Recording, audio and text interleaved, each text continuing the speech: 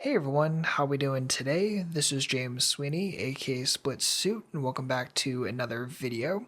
And as part of the Ask SplitSuit a Question series, a couple people did ask hand history questions, and this one comes from Eric Smith.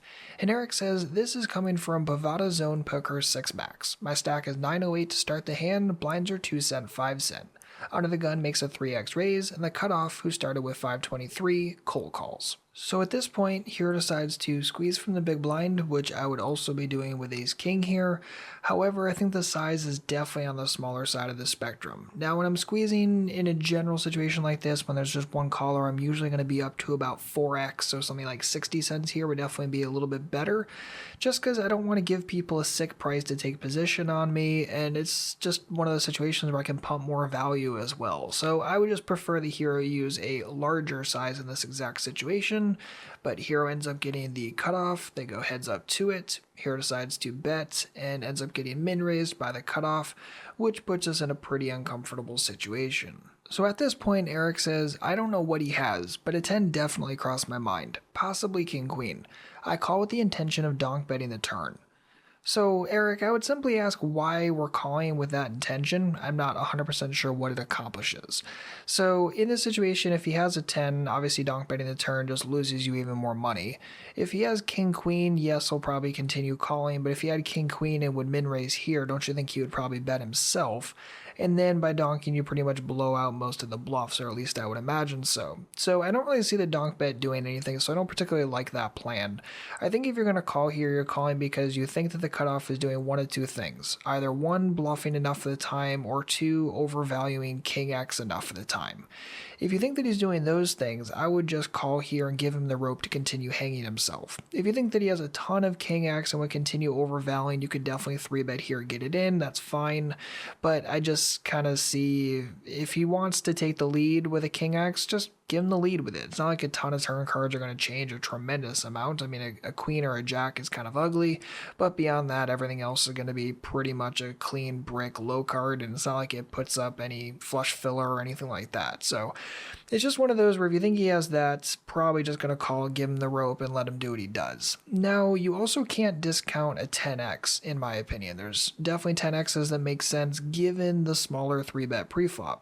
10-9 suited makes sense, jack 10 suited, queen 10 suited, ace 10 suited, king 10 you could have a couple combos of maybe, and I'm not sure if I said queen 10, but that as well. So there's definitely combinations of 10x that do make sense, and maybe he has like a queen jack from time to time as well. So in a situation like this, it's kind of tough to weight it, and again, I think you kind of screwed yourself because you made the smaller size squeeze preflop.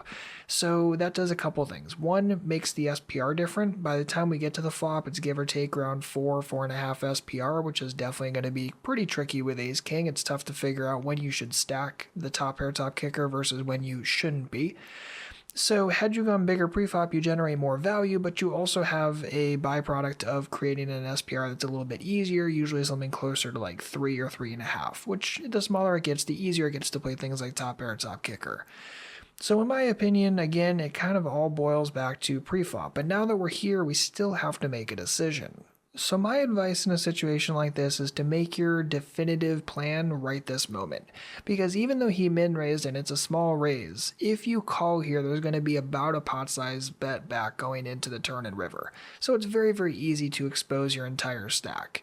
There definitely are 10x hands that do make sense in this situation, so we can certainly be behind. And one thing I would think about is what line did cutoff take preflop? Even if I have no other information, no HUD stats, no nothing, I would still say, okay, what have I seen in this exact hand? What context clues do I have?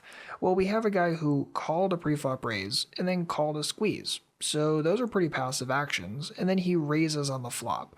So when a passive person gets aggressive, that's a major red flag. And when a passive person gets aggressive, I don't necessarily think that they're doing that with like a top pair, like a king queen or a king jack. And I don't really think he's going to have much ace king on a combo scale, and also just generally people tend to 3-bet that at 6 max. So it's the kind of situation where I don't think he's going to have all his combos at King X, which pushes more weight towards 10x and or possibly bluffs or draws, but it's difficult to say if someone who's passive would even play a draw aggressively or bluff a tremendous amount of the time. So my thought process here would actually probably be to fold unless I've seen the cutoff do something. And the reason is this: would I rather make a fold that's maybe a little bit too tight, but, obviously saves me from exposing my entire stack, or would I rather expose my entire stack in a situation where I'm not really sure and there's definitely a decent amount of ways that I could be behind in spewing? So I would actually feel okay folding in this situation. Again, assuming that I hadn't seen him overvalue a King X in the past on a board like this, not necessarily even pair, just, does he overvalue top pair? I really can't say that he could never have 10x or the 10x doesn't dominate or make up a large density of his range. And because of that, I'm a little bit okay just saying forget it and folding here. But again, I really do think that the major thing is going to boil back to the squeeze size preflop, which kind of allowed him to get involved with those 10x hands much, much, much more easily. And again, kind of puts us in an uncomfortable situation of this exact texture. But Hero does decide to call and then does continue with his plan of donking the turn, gets shoved on, and of course ends up calling it off. So in this exact situation, Hero runs into Queen 10, and Eric says, in hindsight, I think it was more obvious than not that he had the 10. Most people did not min-raise like that with air, and even semi-bluffs in position.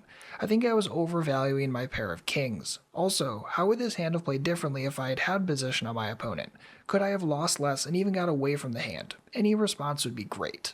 So like I said, I think in this exact situation we could have lost less, but again, you just have to make your decision on the flop. If you think he has enough nonsense, or you think he's messing around or overvaluing King X or has enough draws, then by all means you can go with your stack off plan. And again, you can stack off a bunch of different ways. You can 3-bet flop, you can call, and then let him hang himself on turns, whatever. But I think in this exact situation, given the just context clues that we had, I think that we could definitely consider getting away from it on the flop, at least a little more heavily than it sounded like we did. If I'm in position versus out of position, it certainly changes things at least a little bit, but we still have a passive opponent or someone who took passive lines pre-flop who's now all of a sudden getting aggressive. Again, when I'm in position, it's still going to be the same kind of concept of, am I good enough for the time, or do I think that there's a larger density of 10x in your range? If there's more 10x, well, it's kind of a similar situation where you hate life and maybe you consider getting out of it on the flop. But ultimately, I think that yes, we could definitely put a little bit more 10x in his range, and again, use those context clues when you have them. Think about someone's exact line, and when someone goes from passive, passive, passive to aggressive, that's definitely a red flag that you want to be aware of. So Eric, thanks for the great question, and if you or anyone else has a poker-related hand or question, feel free to leave it on our Google Plus page. I'll leave a link for that in the description box, and also please make sure to like and subscribe if you're enjoying this type of video. Same as always, if you have any questions, please don't hesitate to let me know. Otherwise, good luck out there, and happy grinding.